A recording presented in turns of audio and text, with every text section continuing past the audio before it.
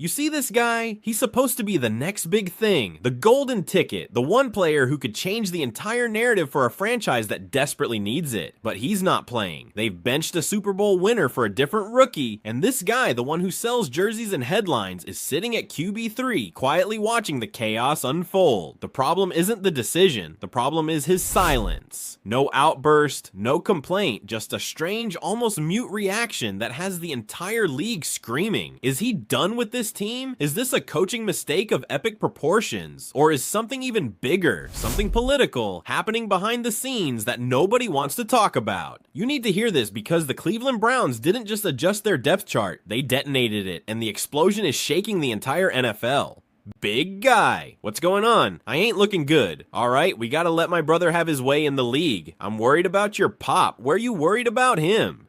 Cleveland just shocked the entire NFL. Out of nowhere, the Browns benched Joe Flacco, handed the starting job to rookie Dillon Gabriel, and left Shedeur Sanders sitting quietly in the background. But it wasn't the depth chart that set the internet on fire. It was Shedeur's silence. No outburst, no statement, just a strange, almost mute reaction that had fans screaming. Is he done with Cleveland? Or is something even bigger going on behind the scenes? The Cleveland Browns didn't just adjust their quarterback chart, they detonated it. A franchise built on defensive grit and cautious offense suddenly made one of the boldest moves of the season. Joe Flacco, the Super Bowl champion brought in for stability, is benched. And in his place, Dillon Gabriel, a rookie who wasn't even expected to sniff QB1 this soon, is thrown directly into the fire. That decision alone would have made headlines, but the real spark comes from who was left out, Shedeur Sanders. But ultimately, to have Shedeur Sanders at number 3 to me feels like it's not about football, because you know Joe Flacco, Joe Flacco has given you the sample size to know that he's not going to be on the field. So you got 2 young quarterbacks that you drafted that's been in your system now for about 5 or 6 months that you see development.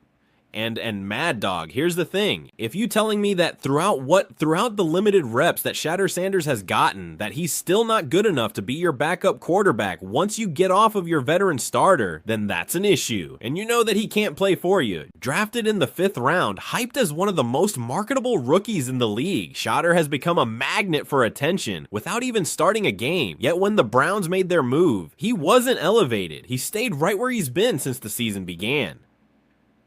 QB3, the emergency option. On paper, it looks simple. A coach makes a call, but in the NFL, quarterback changes are never just about X's and O's. They ripple through the locker room. They shift the way fans see the franchise. They alter the narrative for the entire season, and the timing of this decision couldn't be more loaded. The Browns are heading into an international stage, the London game. The league's eyes are locked in. Sponsors, broadcasters, casual fans overseas. Everyone is tuning in, and Cleveland is rolling the dice on a rookie starter who wasn't supposed to be here yet, while leaving one of the most talked about young QBs in America holding a clipboard. It's not just about performance. It's about optics. Every time a team flips its quarterback mid-season, it's a gamble. You're not just asking a new leader to run an offense. You're asking an entire roster to trust him, to follow him, to buy in instantly. That kind of shakeup can unify a team, or it can fracture it. And right now, Cleveland's future hinges on which way this locker room breaks. And Stefanski is a 2-time coach of the year. The man could coach. We know he knows something or two about football, but we can't ignore the politics that come along with Shedeur, and that's why the situation is a little bit different, doggy, which is what I keep trying to tell you. You're looking at it QB1, QB2, QB3 is not that big of a deal. Well, it also wasn't a big deal that the average quarterback would go in the 4th round or the 5th round. In Shedeur Sanders' case, 144th overall, it mattered. Yeah, you know that, Peter. You know that swag. It matters because it was Shedeur Sanders, and we got the impression that it wasn't just football. It was something about his dad. If Dillon Gabriel's promotion was the shock, then Shedeur Sanders' silence was the aftershock. And here's the thing, if this were any other rookie holding a clipboard, the story would have ended at the depth chart. No debates, no trending hashtags. But Shedeur isn't any other rookie. He's the son of Dillon Sanders, a national brand before he ever stepped on an NFL field, and a quarterback whose name already sells headlines, jerseys, and highlight packages. The Browns took him 144th overall in the 5th round, a pick that had fans Fans split. Some thought it was a steal. Others thought it was disrespectful to a player with his resume and spotlight. Either way, that number branded him as an underdog, a tag the NFL audience loves to obsess over. And when he got on the field in the preseason, he gave just enough flashes of arm strength, mobility, poise to keep the hype alive. He didn't dominate, but he didn't disappear either. And in today's media machine, a glimpse is all it takes to fuel weeks of speculation. What makes Shedeur different isn't just his play, it's his persona. He walks into a room and you don't just see a quarterback, you see a brand social media number spike when his name is mentioned. Talk shows know a Shedeur segment will get clicks. His highlights loop on Instagram and TikTok because he blends football with culture, swagger, and marketability. In a league built on star power, Shedeur is a marketer's dream before he's even thrown a touchdown in the regular season. That's why every decision involving him feels heavier than it should. Stefanski benches Flacco? Fine. He promotes Gabriel? Bold, but understandable. But keeping Shedeur on the bench, that's where the storm brews. Fans and commentators don't see it as a rookie developing. They see it as Cleveland hiding the NFL's golden storyline. And that disconnect between coaching strategy and public perception is why this saga is exploding beyond football logic. Cause whether he plays or not, Shedeur Sanders is already shaping Cleveland's season. He's not just a depth chart name, he's the conversation, the controversy, the pressure point, and for a team that spent decades fighting to escape the league's punchline status, having the most talked about rookie quarterback in the NFL sitting on the sidelines feels like both a blessing and a curse. The cameras were rolling, reporters leaned in, and when Shedeur Sanders finally stepped up to speak, he barely said a word. No fiery speech, no complaints about the depth chart, no rallying cry, just silence or close enough that it felt like silence. And that's when things got wild, because silence is never just silence in the NFL. It's a blank page for fans, critics, and the media to scribble their own stories on. Some people saw discipline, an athlete refusing to add fuel to the fire. Others saw frustration, a quarterback biting his tongue because he knew if he said what he was really feeling, headlines would explode. And plenty more saw it as strategy. Shedeur letting mystery do the talking, knowing that in today's game, sometimes the less you say, the more people talk about you. Within hours, clips of the moment were everywhere. Twitter timelines lit up with freeze frames of his expression. YouTube thumbnails painted it as a meltdown, and debate shows dissected every microsecond like it was the Zapruder film. Did his eyes look annoyed? Was the pause too long? Did he smirk at the end? That 2 minutes of near silence became louder than an entire post-game press conference. And here's the kicker. This wasn't just fans playing body language detective. The conversation spiraled into bigger questions.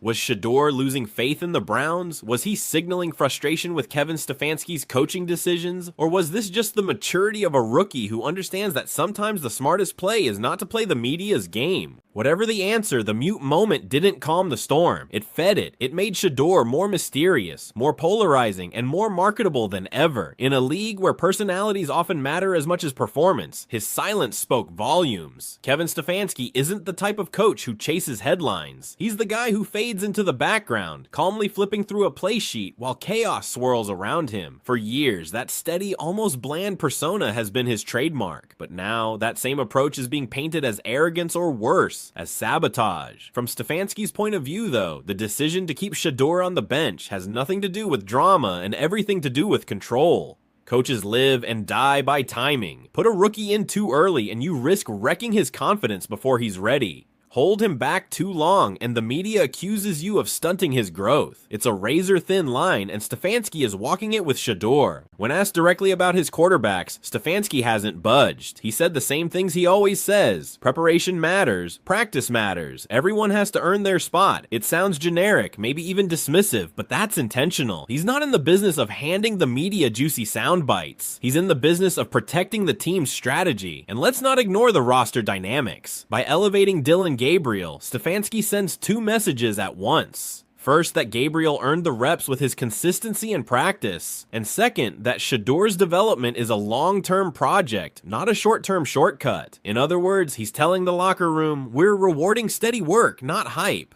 But here's where Stefanski's calculus collides with reality. In 2025, hype is part of the game. Fans don't just watch what happens on Sundays. They consume clips, debates, and rumors every day of the week. And when the Browns' golden rookie is sitting in silence while another rookie takes his shot, the narrative writes itself. Stefanski might think he's insulating Shedeur, but to the outside world, it looks like he's suppressing him. That's the bind he's in. On the inside, he's a coach sticking to his process. On the outside, he's suddenly the villain in a soap opera he never asked to star in. And once perception flips like that, it's almost impossible to flip it back. The quarterback shuffle in Cleveland was dramatic enough on its own, but what turned this into a full-blown spectacle wasn't the playbook, it was the media machine. The moment Shedeur stayed quiet, talk shows and YouTube channels pounced like sharks that smelled blood. Overnight thumbnails screamed about conspiracies. Clips were titled like courtroom indictments. And suddenly, the storyline wasn't Dillon Gabriel promoted. It was, is the NFL protecting Shedeur Sanders? And this is where the wires really got crossed. In the frenzy, one claim began bouncing around that Roger Goodell, the NFL commissioner himself, had blasted Kevin Stefanski over how he was handling Shedeur. It sounded explosive, and it fit the narrative fans were already hooked on. The problem, there's no credible reporting to back it up. No ESPN segment, no NFL insider breaking that kind of story. It wasn't news, it was speculation packaged as news. That's the danger of the modern media cycle.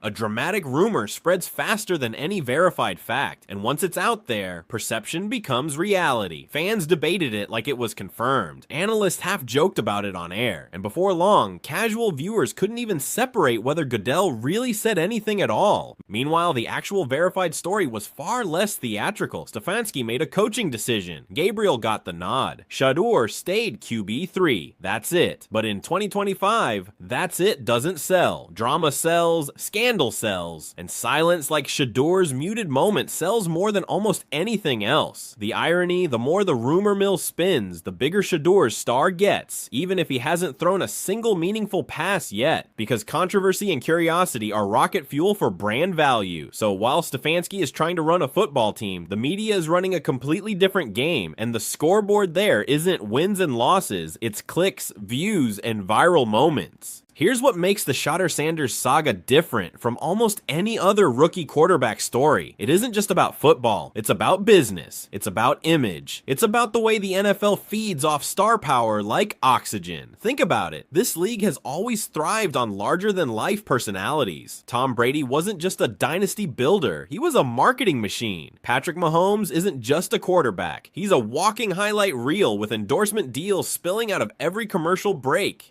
Aaron Rodgers, half football, half soap opera. The NFL doesn't just sell games, it sells characters, icons, brands, and that's exactly what Shedeur is. Even before his first NFL snap, he came in with a ready-made aura. The son of Dillon Primetime Sanders, a college star with swagger and a media presence that already dwarfs most veterans. His name trends even when he doesn't play. His face on a jersey moves units. His highlights go viral on TikTok whether or not they end in touchdowns.